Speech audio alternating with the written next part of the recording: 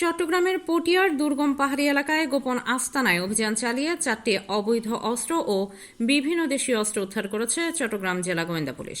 এ ঘটনায় গ্রেপ্তার হয়েছেন 2 অস্ত্রধারী। পুলিশ জানায়, গোপন সংবাদের ভিত্তিতে গত 24 জুলাই পটিয়ার কেলিশহর ইউনিয়নের পাহাড়ি এলাকায় বিশেষ অভিযান পরিচালনা করে জেলা টিভি। অভিযানে 2 জনকে আটক করার পর তাদের দেয়া তথ্যের ভিত্তিতে শুরু হয় আরও তল্লাশি। ইন্নারপাড়া এলাকার একটি বসতঘর থেকে উদ্ধার করা হয় 6টি কিরিচ, 5টি রামদা, একটি দামাদা, একটি লোহা কাটার এবং 2টি মোবাইল ফোন। পরে ছাতিভাঙা এলাকার একটি গাছবাগানে মাটির নিচে লুকিয়ে রাখা অবস্থায় উদ্ধার করা হয় 2টি একনলা বন্দুক ও 2টি দেশীয় তৈরি এলজি। পুলিশের ভাষ্য, প্রাথমিক তদন্তে ধারণা করা হচ্ছে অস্ত্রগুলো বিভিন্ন সন্ত্রাসী ও অপরাধমূলক কর্মকাণ্ডে ব্যবহারের জন্য মজুত রাখা হয়েছিল। ঘটনার সঙ্গে জড়িত অন্য সহযোগী অস্ত্রের উৎস এবং সম্ভাব্য সন্ত্রাসী চক্রকে শনাক্ত করতে তদন্ত চলছে। চট্টগ্রাম জেলা পুলিশ বলছে, অবৈধ অস্ত্র ও সন্ত্রাস দমনে তাদের বিশেষ অভিযান অব্যাহত থাকবে।